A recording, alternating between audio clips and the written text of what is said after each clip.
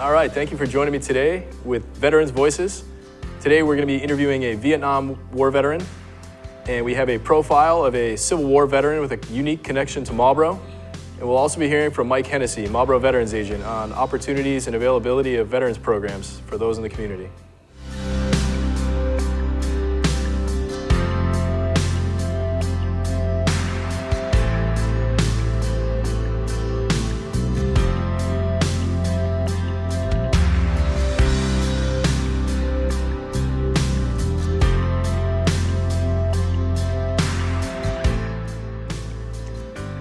Welcome back, and I'm here with our guest, Scott Moody. And Scott, would you like to introduce yourself and tell us where you were born and raised? All right, my name is Scott Moody, and I was born in Laconia, New Hampshire, but I was raised in Framingham. And then I moved to Marlborough about 10 years ago. All right. And you were a Vietnam veteran, and were you drafted or did you volunteer for the military? I volunteered. You volunteered. And you served in the Air Force. You chose to serve in the Air Force. What was the reasons for that? Well, because I scored very high on my entrance examination, and they said that I can basically do what I wanted. I went to the Army, I went to the Navy, but I settled on the Air Force because they had offered me a career in radar. Okay. So I was a radar repairman. Okay. And where did you go for your initial, basic training and schooling?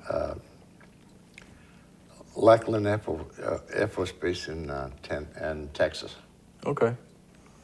And what unit were you assigned to, and how long did you serve with them? I was with the 552nd Airborne Early Warning Radar Squadron. Okay. And where were they based out of? Well, I could have flown. I wanted the East Coast because I could move back up to Massachusetts, but instead I was transferred out to California, and I went out to McClellan Field. Okay. And what rank did you serve as? When I got out, it was E4. Okay. Sargent.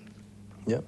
And then while you were with the Airborne Early Warning Squadron, were you stationed overseas at all? Yeah, I was stationed over twice.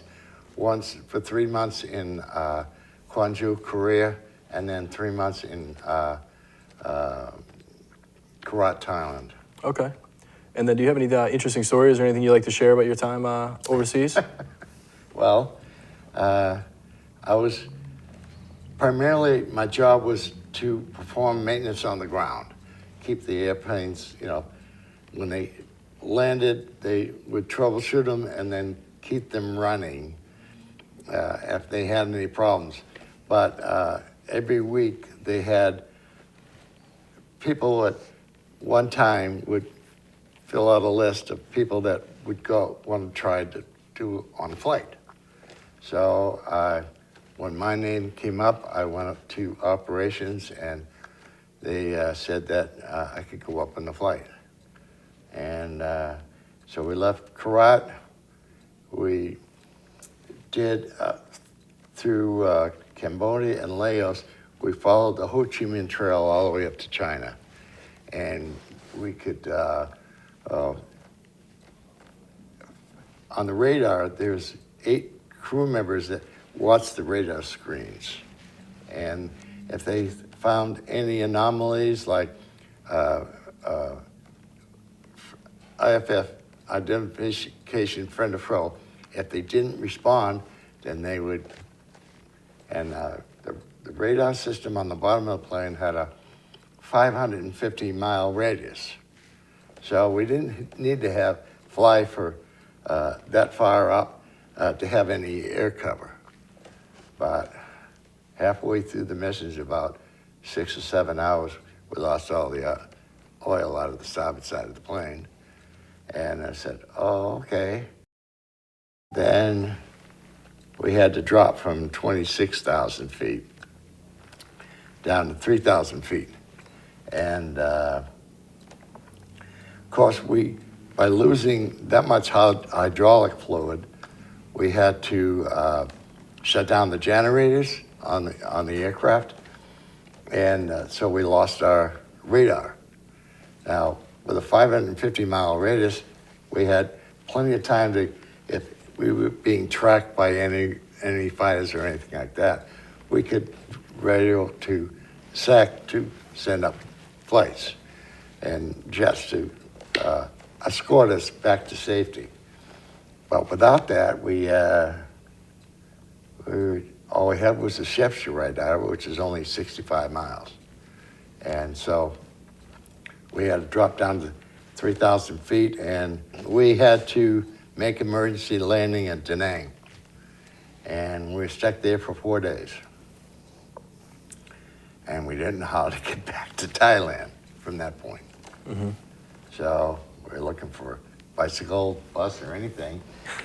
And finally, C-130 pilot, he landed at Da Nang to get an emergency fuel, and he came into the operations. Now, the operations center at Flightline Operations was the only place that we could stay and sleep because they had no quarters for us. So we had to just stay on the flight line, and hopefully we can somehow get a ride back to Thailand. In the meantime, a Navy jet came in. We saw like a orange dot with blue smoke coming in the distance. And it was a fighter jet that had been in a battle. And as he came closer, the foam tanks come out on the flight line. And when he landed, he had no tail. He flew the jet in just on its wings, going like this. Boom. And pilot jumped out on one side of the plane, the co-pilot jumped out the other side of the plane, and then they doused it with foam. But it had no tail. I don't know how he made it, but it was interesting to watch. But other than that, we only had one siren go off while we're there for mortars that come in up from the mountains, and they land on they come in, RPGs come in on the field, and we were somewhat spending time in the commissary, and then when the radars, the alarms went off, the commissary got hit. We said, oh, what do we do now? Can we get a ride back, please? And so the C-130 pilot was a cargo plane. He went into operations, cut his orders, and he changed his orders, and we flew back to Thailand for that. And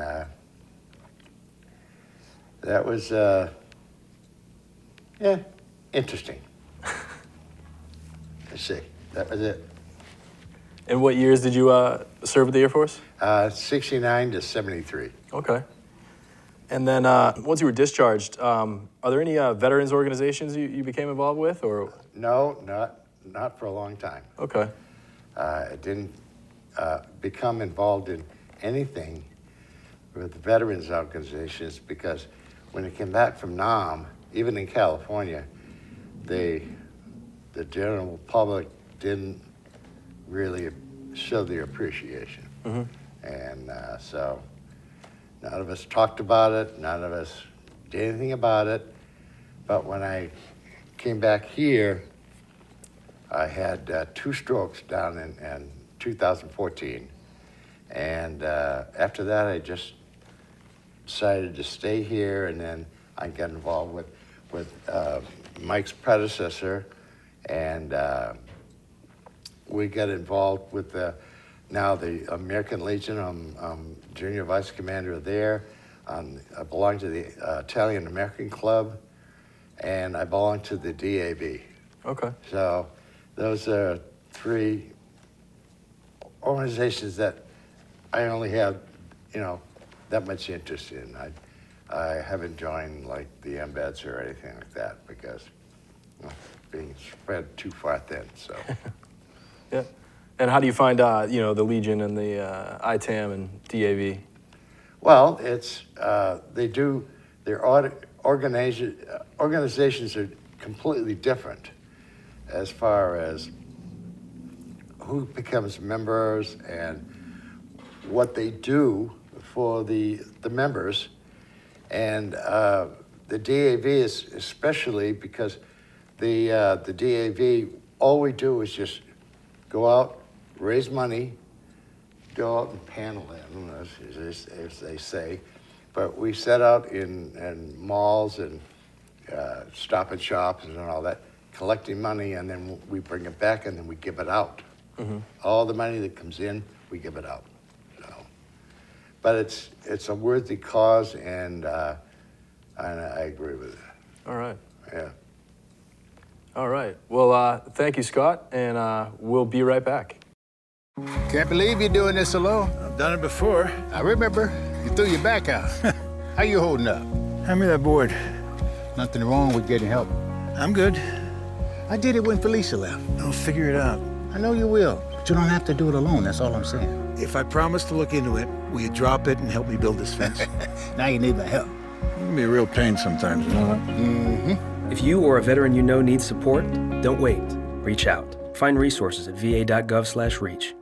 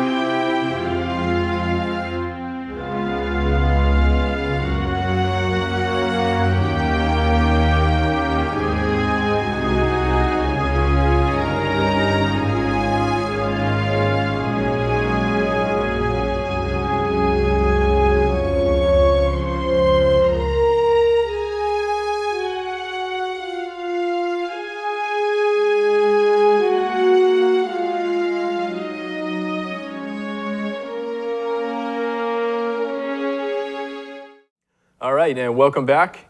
For this month's Veterans Profile, we'll be discussing a unique veteran with a connection to Marlborough. And a little bit of a backstory. During the Civil War, all towns and cities had to provide, were given a quota that they had to provide of able-bodied men to serve in the Union Army. The Navy didn't count, so anyone serving in the Navy, that didn't count towards that quota. And Marlborough had, many men that were drafted to serve in the Army. And there were a few ways that men could get out of it. One way was to hire a substitute, so you'd pay someone to go in your stead. And recruiters were also able to recruit in other areas of the country to satisfy that quota for Marlborough. And that's how we come to learn about John April. So John April was an African-American born roughly around 1831 in Talbot's Island, Florida, which is near Jacksonville. And he enlisted under a quota for Marlborough the 5th of August, 1864. And he served as a private with Company F of the 21st United States Colored Troops. And this unit was stationed in Hilton Head, South Carolina, obviously deep in the South, and a strategic area for resupply for the Confederacy. So we had many troops there to make sure that didn't happen. John served from his enlistment in 1864 until he died of typhoid fever, the 13th of October, 1865. And he died at the Provost Hospital in Hilton Head, South Carolina. So tragically, he died, after the war had ended, and quite a few months after the war had ended. And he is buried at the Beaufort National Cemetery in Beaufort, South Carolina. So today, we'd like to recognize John by his serving and taking that slot for a man from Marlborough. Someone from our hometown didn't have to go down to the Army. So I recognize him as a Marlborough veteran for taking that quota and serving how he served and dying tragically how he did. All right, and joining me now is Mike Hennessy, Marlborough Veterans Agent, to discuss some opportunities and things available for veterans in the community. So I'd like to talk about, since Scott's a veteran of the Vietnam War, the PACT Act. It wasn't just for burn pits. It's expanded benefits for the Vietnam veterans as well. It now includes Thailand, Guam, the waters surrounding, and also the airspace above those areas are now included in the VA's presumptive illnesses and cancers. So any Vietnam veteran that was around those areas and during the time of Vietnam War should definitely contact my office, and we can talk about submitting a claim to get you and your dependents certain benefits if you qualify for them. All right, thank you, Mike. And that concludes our first episode of Veterans Voices. Thank you for watching.